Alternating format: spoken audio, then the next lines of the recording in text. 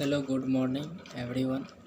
आप सभी को इंडिपेंडेंस डे का हार्दिक शुभकामनाएं मेरे तरफ से और मेरे फैमिली की तरफ से। जय हिंद।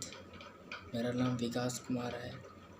मैं पॉलिटिकल साइंस स्टूडेंट हूँ, 12th क्लास। तो हम कुछ इंडिपेंडेंस डे पे एक स्पीच तैयार किया हूँ जो कि मैं आप सबसे साझा करना चाहूँगा। आज से 73 साल पहले 15 अगस्त के दिन हमारा देश आज़ाद हो गया एक अंग्रेज़ से। उस दिन अंग्रेज़ भारत छोड़कर चले गए। ये आज़ादी हमें लंबे अरसे के बाद मिली।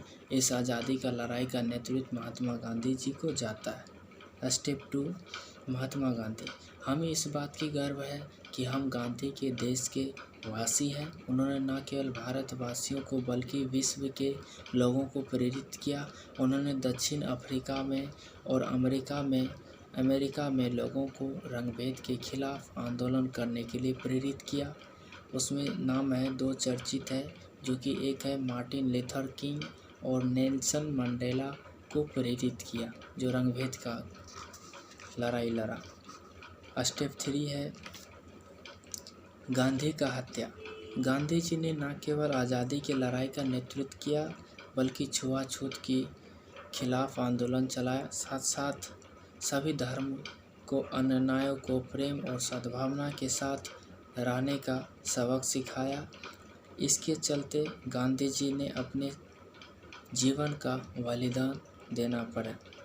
दुख का बात है कि आज देश में गांधी के हत्यारों को गरिमा मंडित का प्रयास किया जा रहा है। हमें ऐसे लोगों के खिलाफ कार्रवाई करनी चाहिए या सतर्क रहना चाहिए।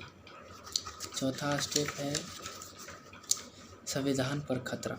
आज़ादी के 3 साल के अंदर एक नए संविधान की घोषणा की गई। इसके मुताबिक भारत वर्ष एक लोकतांत्रिक देश बना जिसमें प्रजा का शासन होगा। 26 जनवरी 1950 को लागू किया गया। इसके मुताबिक सभी नागरिक को समान अधिकार दिया गया जिसको मौलिक अधिकार कहा जाता है।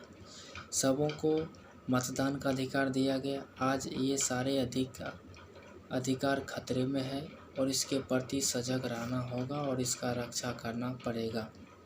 मैं इसलिए कह रहा हूँ कि आजकल आप जान रहे हैं कि हर जगह दंगे हो रहे हैं, फसाद हो रहे हैं। किसी का अधिकार जो है वो फॉलो करने से रोका जा रहा है। तो ये सब चीज़ें हैं। 5वां स्टेप है भारत को एक मजबूत लोकतांत्रिक और धर्मनिरपेक्ष बनाने में इसमें पहले प्रधानमंत्री जो कि पंडित जवाहरलाल नेहरू का बहुत बड़ा भूमिका रहा है। आज उनके व्यक्तित्व पर और उनके विचारों पर बहुत बड़ा प्रहार हो रहा है। इससे हमें दुख है। हमें उनके विचारों को ठीक ढंग से समझना चाहिए और उसको अपने जीवन में अपने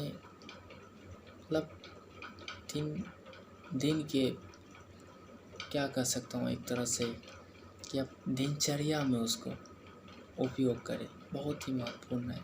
यहाँ तक कि हम भी फॉलो करते हैं और उनके प्रति सजग रहना पड़ेगा।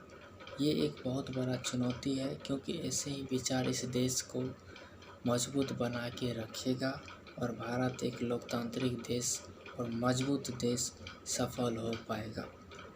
आज इतना ही। सो मोटिवेट के लिए मैं 2-4 लाइन बोलना चाहूँगा। सबसे पहली बात है कि हर इंसान सक्सेसफुल होना चाहता है, चाहे वो गरीब हो, अमीर हो, किसी भी धर्म या किसी भी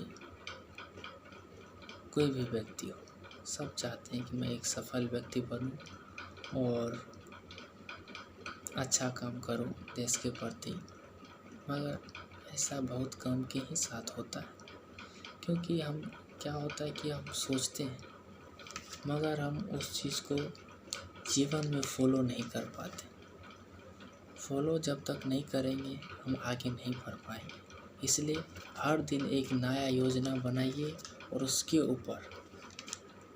ऊपर रोज़ अपना एक चित्र के रूप में दर्शाइए और उसको फॉलो कीजिए।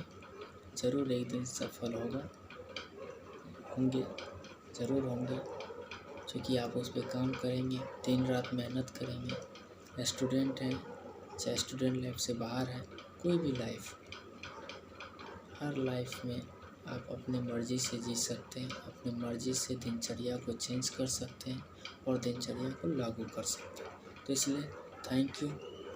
जय हिंद, जय भारत।